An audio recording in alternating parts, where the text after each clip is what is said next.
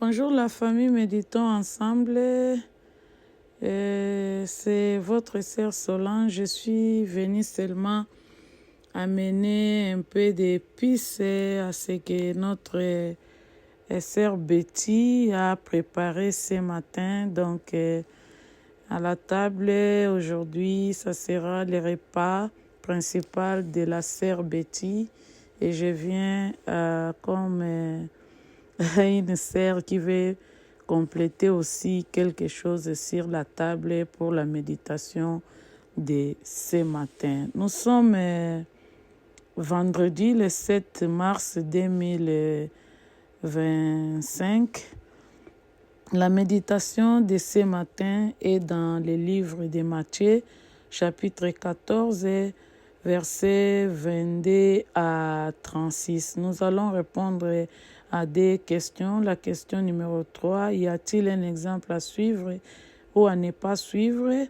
La question numéro 7, quelle vérité Dieu me révèle-t-il? Avant tout, nous allons prier. Seigneur, nous te disons merci pour ces moments de la méditation. Nous voulons les passer sous ton contrôle. Et cher Saint-Esprit de Dieu, anime-nous, conduis-nous, ouvre notre intelligence de comprendre les Écritures qui est inspirée de Dieu. Merci au nom de Jésus. Amen. Je disais que nous sommes dans le livre de Matthieu, chapitre 14, verset 22 à 36. J'utilise Louis II et je lis au nom du Seigneur. Aussitôt après, il obligea les disciples à monter dans la barque et à passer avant lui de l'autre côté pendant qu'il renverrait la foule. Quand il les renvoyait, il monta sur la montagne pour prier à l'écart. Et comme le soir était venu, il était là seul. La barque, déjà au milieu de la mer, était battue par les flots, car le vent était contraire. À la 4e veille de la nuit, Jésus alla vers et marchant sur la mer. Quand les disciples le virent marcher sur la mer, ils furent troublés et dirent « C'est un fantôme ». Et dans leur frayeur, ils poussèrent des cris. Jésus leur dit aussitôt « Rassurez-vous, c'est moi, n'ayez pas peur ». Pierre lui répondit « Seigneur, si c'est toi, ordonne que j'aille vers toi sur les eaux. » Il leur dit « Viens ». Pierre sortit de la barque et marcha sur les eaux pour aller vers Jésus. Mais, voyant que le vent était fort, il eut peur, et comme il commença à s'enfoncer, il s'écria « Seigneur, sauve-moi ». Aussitôt, Jésus tendit la main, le saisit et lui dit « Homme de peu de foi, pourquoi as-tu douté ?» Et ils montèrent dans la barque et le vent cessa. Ceux qui étaient dans la barque virent se prosterner devant Jésus et dirent « Tu es véritablement le Fils de Dieu ». Après avoir traversé la mer, ils vinrent dans le pays de Génézareth. Les gens de ces lieux, ayant reconnu Jésus, envoyèrent des messagers dans tous les environs et on lui amena tous les malades. Ils les prient de leur permettre seulement de toucher les bords de son vêtement. Et tous ceux qui les touchèrent furent guéris. Alléluia. Ça, c'est notre texte de ce matin. Avant de répondre aux questions, je suis vraiment reconnaissante à toutes mes sœurs, du début de ce mois, Maman Cathy, tout le monde. En tout cas, je vous aime et vous êtes une bénédiction pour nous. Et je dis merci à tous les dirigeants de ces groupes et je bénis tous les membres, les papas, tout le monde. En tout cas, vous êtes chers et vous êtes vraiment une bénédiction pour nous. Soyez bénis et partageons ces morceaux ensemble. Je disais, je vais répondre à la question numéro 3. Y a-t-il un exemple à suivre ou à ne pas suivre? Ici, dans ces passages, j'ai pris l'exemple à suivre au verset 23. Quand il est renvoyé, il monta sur la montagne pour prier à l'écart. Maman SP l'a développé beaucoup, vraiment. C'est l'exemple à suivre de notre Seigneur Jésus. Il nous a légué cet exemple de prier. Et il allait à l'écart. Je vais y revenir. Ça, c'est le verset 23. J'ai pris encore l'exemple au verset 35 qui dit « Les gens de ces lieux ayant reconnu Jésus envoyèrent des messagers dans tous les environs et on lui amena tous les malades. » Ces gens ici, ils ont reconnu Jésus, ils n'ont pas gardé cette bonne nouvelle de la présence de Jésus parmi eux. Ils ont envoyé les messagers pour amener les malades, pour qu'ils soient aussi sauvés. C'est ce que nous devons faire, apporter l'évangile aux non-atteints, pour que ces gens-là soient aussi sauvés comme nous. Ne gardons pas la bonne nouvelle de Jésus-Christ pour nous, celles qui sont sauvées. En tout cas, c'est l'exemple à suivre. Il y a beaucoup d'exemples. Nous sommes tous tout autour de la table à ajouter d'autres exemples. Mais pour moi, ce matin, j'ai vu au verset 23 et le verset 25. Il y a aussi des exemples à ne pas suivre des fois. La paire des apôtres. Premièrement, c'est au verset 26, où les apôtres, quand c'est le verset 26, je lis, quand les disciples le virent marcher sur la mer, ils le firent troubler et dire, c'est un fantôme, et dans leur frayeur, ils poussèrent des cris. La paire, tous les disciples. Et le verset 30 aussi, ce n'est pas l'exemple à suivre, c'est l'apôtre Pierre ici. Mais voyant que le vent était fort, il y eut peur, la peur encore, et comme il commençait à s'enfoncer, et il s'écria, Seigneur, sauve-moi, deux fois. La peur, les cris, tout ça. J'ai pris ça comme des exemples à ne pas suivre. C'est les versets 26 et les versets 30. Ce sont là les 4 versets que j'ai retirés pour répondre à la question numéro 3. Maintenant, nous sommes à la question numéro 7. Quelle vérité Dieu me révèle-t-il? Les vérités que Dieu me révèle-t-il ici, c'est ce qui va faire l'objet de mon partage directement. Je réponds à la question 7 des vérités, et ces vérités-là, ce sont les points que je vais partager avec vous. Ici, j'ai retiré ces vérités ici, comme j'avais donné comme exemple à suivre, au verset 23. Ça peut commencer, oui, au verset 23, où au verset 22, Jésus obligea les disciples à monter dans la barque et à passer avant lui de l'autre côté pendant qu'il renverrait la foule.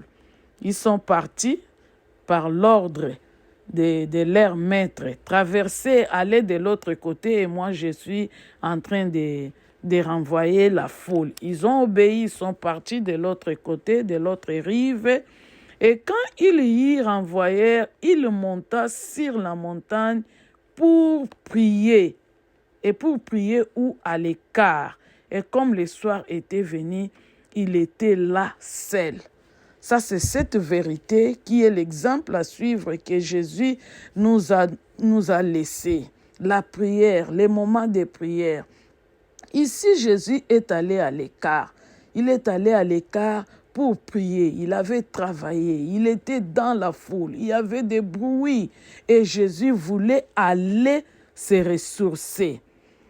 Cette vérité est que Jésus allait à l'écart pour se ressourcer, pour augmenter la dose de son onction. C'était pendant la prière. Chaque fois, j'étudiais, je voyais le comportement de Jésus chaque fois qu'il voulait passer à l'étape supérieure ou qu'il voulait faire quelque chose de plus ou de grand, il s'écartait toujours. Il allait toujours à l'écart pour aller se ressourcer, augmenter le niveau de l'onction en lui. Il allait augmenter cela pour faire quelque chose. Vous allez voir ici en bas pourquoi je dis comme ça. Ici, il a renvoyé les disciples. Il est allé seul à l'écart sur une montagne pour aller prier, pour aller se ressourcer. Bien-aimé, on écoute Jésus à l'écart. On écoute Dieu pas dans les bruits, pas quand on est en train de donner ce que vous avez, mais à l'écart. C'est à l'écart qu'on va pour se ressourcer de l'onction qu'on va dépenser pendant l'œuvre. L'onction doit être remplie, la puissance, cette onction-là, remplie à l'écart pendant les moments de la prière. C'est ce que Jésus faisait exactement. Il a dépensé. Ici, n'oublions pas que Jésus était l'homme comme toi et moi. Il était 100% homme et 100% Dieu. Mais ici où nous parlons, il n'était pas encore mort pour devenir esprit, mais il était homme, comme l'a toujours dit l'apôtre. Il était homme rentrant dans ces contextes. Jésus était Jésus était humain, Jésus était un homme. Il était dans son ministère. Il avait les capacités humaines en lui. Il est allé à l'écart pour se ressourcer, se remplir de l'onction, de la puissance de Dieu. Bien-aimé, c'est à l'écart que Moïse est allé voir les buissons ardents. C'était à l'écart. Ce n'était pas quand il était en train d'exercer chez Pharaon ou comment, c'était à l'écart. Des fois, lorsque nous exerçons en tant qu'enfant de Dieu, il est conseillé d'aller à l'écart. C'est à l'écart que tu vas demander à Dieu de te remplir encore de l'onction pour exercer le ministère. C'est ce que Jésus nous a montré ici. Deuxièmement, quelle vérité ici? Je vois Jésus qui est allé à l'écart seul, se ressourcer de l'onction. Il avait renvoyé les disciples. Allez-y, traversez. Moi, je vais vous suivre. Je me suis demandé, je me demande, quand ils allaient, ils savaient que Jésus va les suivre comment, puisqu'ils étaient tous dans la barque. On suppose que c'est cette barque-là que tous devaient utiliser pour traverser. Maintenant, votre maître vous dit traverser. Il n'y avait personne qui dit, maître, je reste avec toi pour t'aider, comment on va traverser. Mais Jésus est resté. Peut-être, il savait que Jésus savait nager. Il devait nager ou comment. Mais dans tous les cas, ils se sont séparés de leur maître et partis de l'autre côté. Ils étaient en train de partir. Et lorsqu'ils allaient, ils traversaient. Jésus se retrouvait là-bas seul. Et maintenant, il devait suivre. En tant qu'homme, en tant qu'humain, il pouvait plonger dans l'eau, nager jusqu'à arriver près de la barque où il devait emprunter une autre barque pour les suivre. Mais qu'est-ce que nous voyons ici? Les disciples étaient déjà au milieu de la mer. Ils étaient déjà au milieu, ils ont précédé, ils étaient déjà au milieu, ils allaient. Et maintenant, Jésus, il est revenu de la prière, revêtu d'une onction supérieure, il est devenu léger et il a même eu cette capacité en tant qu'homme, mais à ce moment-là, il marchait sur les eaux. Alléluia. Jésus a été revêtu de la puissance, de l'onction. Cette onction-là a fait que le corps ici, la chair, tout ça est devenu léger jusqu'à tel point qu'il pouvait marcher librement sur les eaux. Ça, c'est l'effet simplement de la prière, puisqu'il venait de la prière. Il n'était pas lourd. La prière rend léger. La prière abat la lourdeur des passions, des sentiments humains corporels. Nous devons savoir que l'esprit et le corps ils vont pas ensemble. Donc, qu'est-ce que je peux dire? Ils peuvent pas marcher ensemble puisque les lois de l'esprit ne se marient pas avec les lois charnelles. Humainement, on ne peut pas puisqu'on pèse. On pèse. Quand on te dépose sur les eaux, naturellement, tu dois t'enfoncer. Mais Jésus a brisé, Jésus a neutralisé toute force charnelle qui pouvait l'enfoncer. Il est maintenant léger spirituellement à l'aide de l'onction de la prière et il pouvait marcher sur les eaux. Alléluia Seigneur. La prière renforçait. Et deuxième vérité, je l'ai fait ressortir comme Jésus a délégué son pouvoir à Pierre. Bien-aimé, Jésus qui marchait sur les eaux, nous avons vu les disciples paniquer, crier, jusqu'à ce que Jésus les a rassurés que c'est moi. N'ayez pas peur, ça c'est moi. Et lorsque Jésus a rassuré comme ça que c'était lui, n'ayez pas peur, Pierre a osé, il a demandé, Seigneur, je peux venir.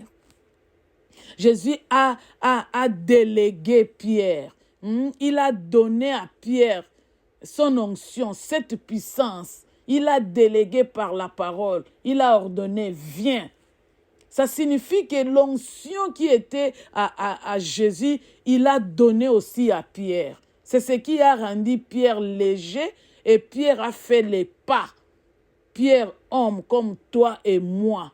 Lorsque Jésus a délégué le pouvoir à Pierre, Pierre a commencé à marcher aussi sur les eaux comme son maître, notre Seigneur Jésus-Christ. Donc, lorsque un maître est en train d'exercer le ministère, c'est normal qu'on délègue aussi le pouvoir à quelqu'un d'autre. Tu fais ça, exactement comme moi je l'ai fait. C'est ce que Jésus a fait ici. Il a pris son pouvoir, il l'a mis à Pierre, il a dit avance, viens. Et effectivement, Pierre a marché sur les eaux. Pierre a marché sur les eaux à cause du Seigneur Jésus-Christ.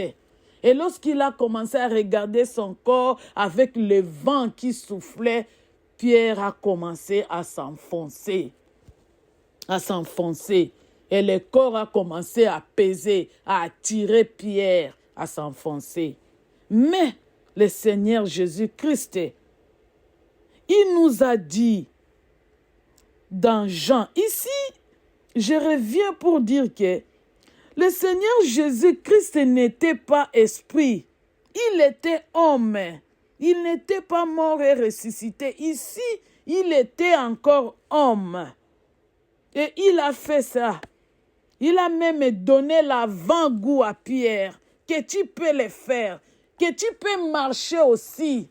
Si tu es dans à ce niveau-là de croyance, de l'onction, tu peux faire aussi comme moi. Avec cette chair, Tu peux marcher aussi sur les eaux. Et lorsque nous lisons dans Jean 14, 12, nous voyons là-bas que le Seigneur Jésus-Christ, qui a marché sur les eaux lorsqu'il était humain, ici maintenant, Jésus est allé au Père. Ici, il est ressuscité. Il dit, en vérité, je vous le dis, celui qui croit en moi fera lui aussi les œuvres que moi j'ai fait. Et il en fera de plus grandes parce que je m'en vais au Père. Alléluia. Le Seigneur Jésus ici, il était face à face, il était humain avec Pierre. Il a fait ça, il a dit, Pierre, essaye, goûte un peu. Tu peux aussi le faire, tu peux aussi marcher, tu peux aussi venir. Et Pierre a goûté. Et maintenant, il nous dit que lorsque je vais aller au Père, celui qui croit, il fera lui aussi les œuvres que moi j'ai fait et il en fera de plus grandes. Alléluia, cher enfant de Dieu. Est-ce que nous concevons? Est-ce que nous savons ce que le Seigneur faisait? Est-ce que nous savons le pouvoir que Dieu nous a donné? Jésus-Christ avait délégué l'onction à Pierre. Pierre a marché, après il a douté. Aujourd'hui, le Seigneur Jésus-Christ nous dit que nous sommes encore plus puissants, puisque lui est allé au Père, que nous ferons encore des puissants par rapport à ce que lui a fait, puisqu'il était ici, mais maintenant il est allé au Père, il est esprit. Bien-aimés, est-ce que nous avons le temps d'aller consulter des marabouts, des féticheurs, de ceci, cela, pour avoir l'onction, pour exercer le ministère, pour faire ceci, cela?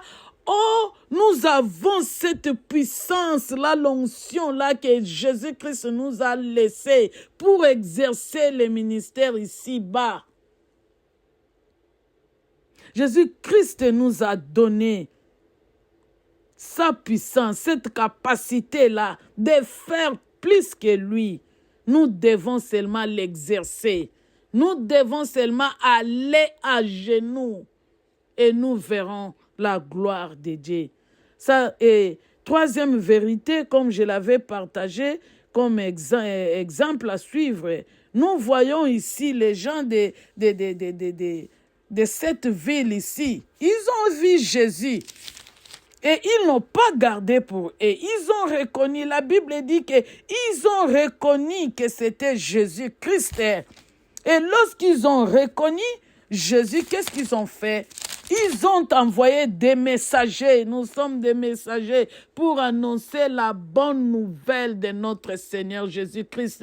Pour dire que l'ère de Jésus n'est pas révolue. L'ère de Jésus est en actualité. Jésus est en actualité aujourd'hui, demain et éternellement. Jésus reste présent et en actualité. Témoignons notre Seigneur Jésus. Témoignons Jésus-Christ. Jésus-Christ vivant. Témoignons Jésus-Christ par notre vie, par ce que nous faisons. Témoignons Jésus-Christ. Il est puissant, il est vivant et il est capable. Nous devons témoigner. Et lorsqu'ils ont allé appeler les gens, venez voir, venez. Ils sont venus avec tous les malades. Et Jésus a dit, touchez seulement les bords de mon vêtement. Et tout le monde était guéri. Personne ne peut venir devant Dieu et rentrer les mêmes. Je n'ai jamais vu. Quelque chose se passe toujours. Quelque chose. On dit tous, ils étaient guéris. Je voulais dire à quelqu'un qui est malade. Je voulais dire à quelqu'un qui est désespéré. Je voulais dire à quelqu'un qui se demande, c'est possible, si tu crois en tant qu'enfant de Dieu, c'est possible. Que Dieu vous bénisse, que Dieu bénisse cette parole. Je sais que nous allons ajouter encore Le repas est vraiment très bon, ça nous pousse à la prière et nous allons prier. Seigneur, nous te disons merci. Merci Dieu d'amour, merci le Dieu Tout-Puissant, merci puisque tu nous aimes, merci, tu as un plan merveilleux pour nous, alléluia Seigneur, merci pour l'exemple que tu nous as montré d'aller se ressourcer dans la prière. Nous venons auprès de toi Seigneur, nous voulons être remplis de ta soif, remplis de l'onction, remplis Seigneur Jésus de ta parole, afin d'exercer notre ministère, enfin, Seigneur Jésus, d'être des bons chrétiens, d'être des bons messagers pour annoncer, Seigneur, l'évangile. Merci, Seigneur Jésus-Christ.